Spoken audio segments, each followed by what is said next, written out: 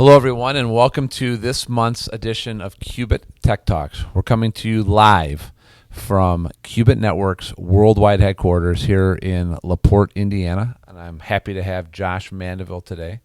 Josh is Qubit's Chief Technology Officer and Chief Operating Officer. Hi, everyone.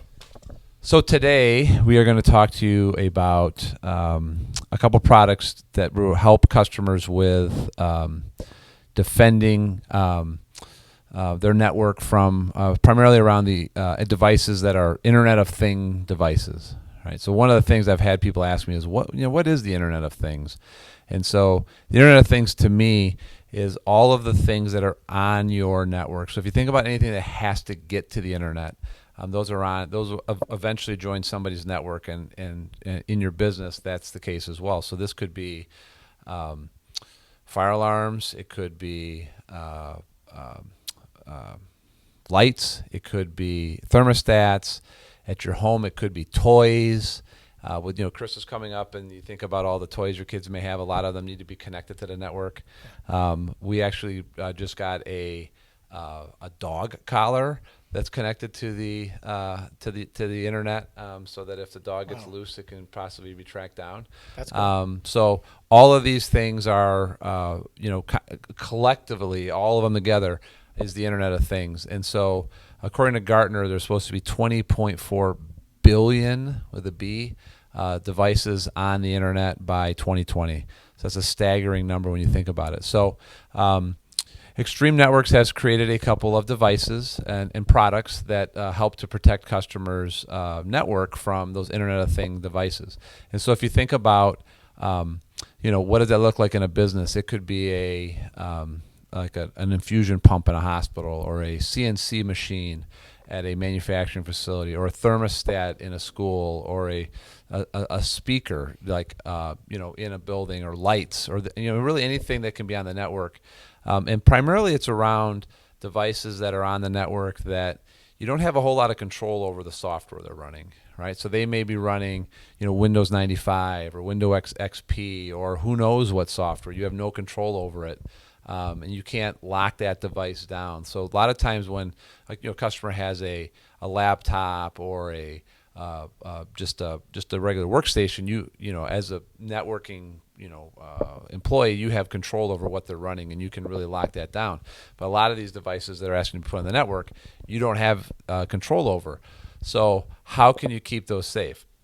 So one device is what Extreme calls the IoT Defender, right? So the Internet of Things Defender. And so this is there's two ports in this. There's one port here that you would plug into your network, and then another port here that you would plug into the device.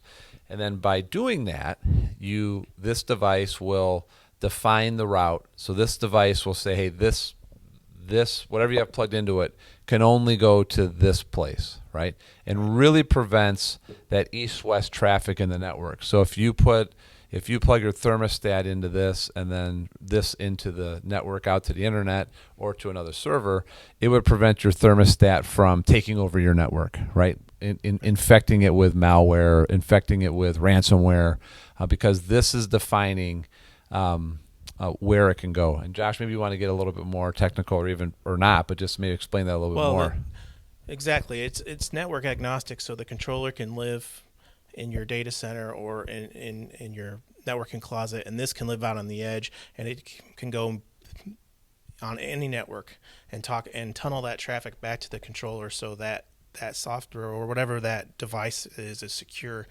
It can't get anywhere but where you say it can get. And if that's just the internet, that's just the internet. And it's important because they've seen a 600% increase in IoT attacks in the last 3 years, and nearly about 30% of businesses has seen direct attacks from IoT devices. Right, and so we have that all the time as we talk to network administrators or the guys that are managing a network. Hey, I had somebody come in and they want to put this on the network, or right. We just had one the other day, like they want to put all new UPSs or generators on the network, and they have no idea what kind of software it's running, what they want to do. So the guys were very, reluctant. The networking guys were very reluctant to put this on their network. They should be. Right. Yeah. So those requests are just going to continue to come in. And so so it's a pretty neat device, and then it communicates. You had talked about the controller. So there's software or an appliance. It could be the one that manages these. Right. So you may have 100 of these on your network. They can all be managed in the same place.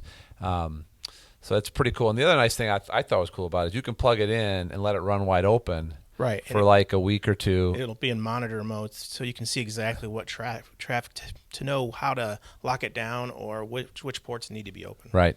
So and then at that point, then you can lock it exactly. down. And so there's another device. It's the 3912. Right. So this is kind of a cool multifunctioning device. So it's actually an access point. The back of it you can put right over a faceplate, so you could punch a wire down directly on this or plug it in and then fasten this to the wall using security screws, so a guy couldn't come up with a Swiss Army knife and open it up. I guess they probably could if they really wanted to mess with it really hard, but it keeps the honest people honest. And you then have 3 ports, switch ports on the bottom here. There's a pass-through port and then a couple of switch ports. You can do PoE on it.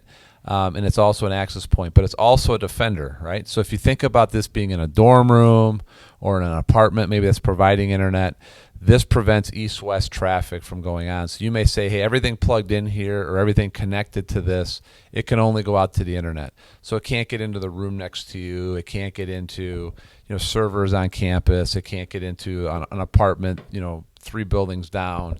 Or if in a school, it can define, hey, this is only going to go out to these specific servers and not just be able to go all over the place. And so it carries a lot of the same characteristics as this, but it also has the access point with it. So that's pretty much it. Cool. Yeah. So they're very specific functioning devices, right? So and I've had some customers ask me, well, what's an app? Why would I want to do this, right?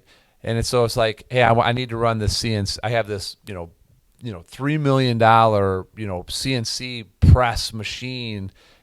But it's running. All of its software is written in Windows XP, and the manufacturer won't upgrade those. But it needs to be on the network. Well, you can just drop this in, and then you can safely put that on your network. It may be the MRI machine is running really old software, or again, it might be like a speaker or light or thermostats. You have no control over that software. So it's those types of applications is really what it's primarily built for. And so that's kind of it for this. It's a pretty specific use case, but it is kind of cool, especially with all the Internet of Things devices or products coming out.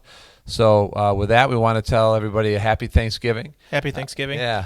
We were talking about this earlier. If we all kind of stopped and took stock of our lives, we all have a lot to be thankful for.